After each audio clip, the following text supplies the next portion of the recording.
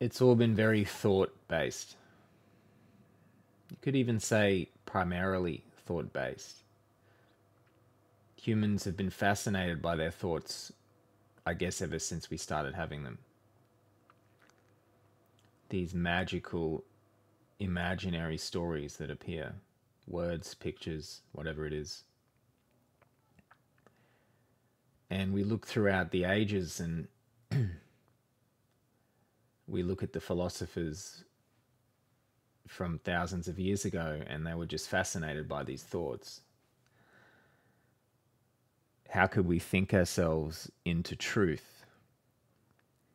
How could we figure out the universe by thinking? And then science comes along and takes us to the extreme. And it's so extreme that science has essentially become politics. We can't really believe in science anymore, if we ever could, because it's just a political argument now. The truth is available to all of us, but we have to have appropriate direction. And I think it is the utter failure of the human species that we have completely overlooked this really fundamental aspect of experience. We think we direct our thoughts, we think we go on thinking excursions into some kind of resolution.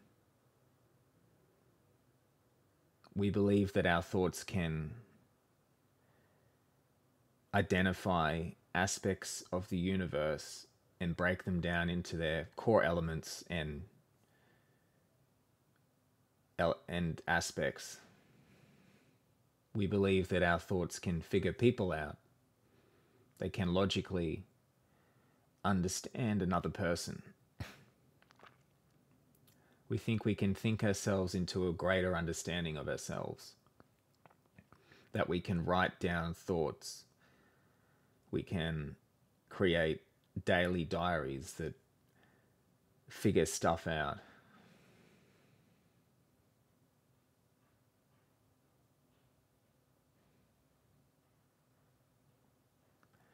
The fundamental failure is that the thoughts do not stand alone. Often we feel like we are possessed by thoughts, that we have no control over them, and this is true. We are possessed by thoughts. But the philosophers and the sages and the gurus, etc., they didn't look deep enough. They suggested things like prayer, meditation, following certain rules, but they just didn't look deep enough. What creates our thoughts are the emotions that underlie them. We cannot separate the two. One is not more important than the other. I'm not saying we only focus on one or the other. All I'm saying is that the human species has failed to recognize this. They would have us believe that if we changed or overcome our thoughts alone, we would improve and heal. But it's not true.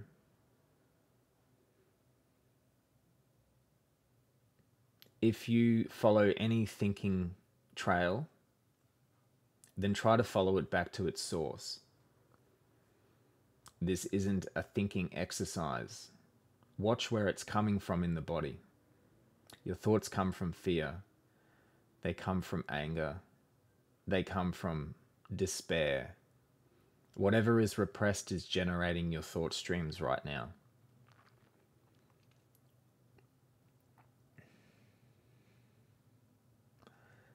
Your thoughts are in the body.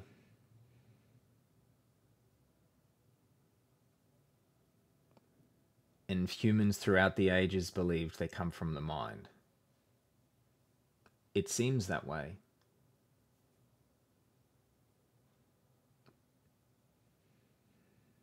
The only way to heal is to understand first that it is both, that we cannot separate the two.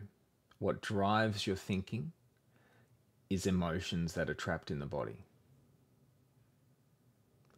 So we need to use both of these in order to heal. We need to see the thoughts and follow those thoughts back to their source. It will always be somewhere in the body. If you can't see it, then keep looking. For me, they come from the chest. There's fear there, anxiety. They come from the stomach. There's grief there. There's anger as well in the chest.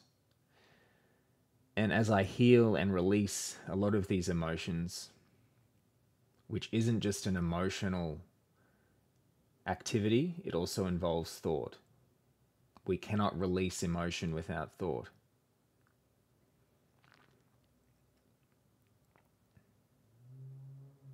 But the more that I do release them, the clearer the thought stream becomes. The more space is in the thought stream. The clearer and emptier reality becomes. Find the emotions in the body and think the correct thoughts that trigger these emotions. If you notice, whenever you cry, it's never a peaceful event where you're not thinking. It's never purely emotional. There's always thoughts going through your head. They're very repetitive.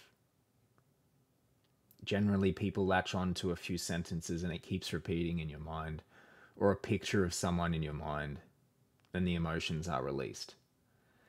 Never is there nothing. Never is there pure grief without the images. This is because this is what's trapped in the body.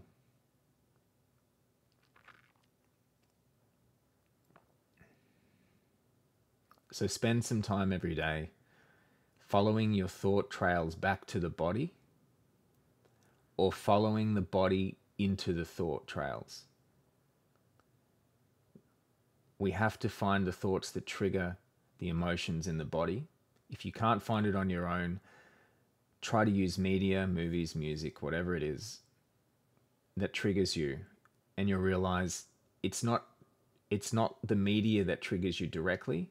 It's the media, and then there's a thought, and then the emotion.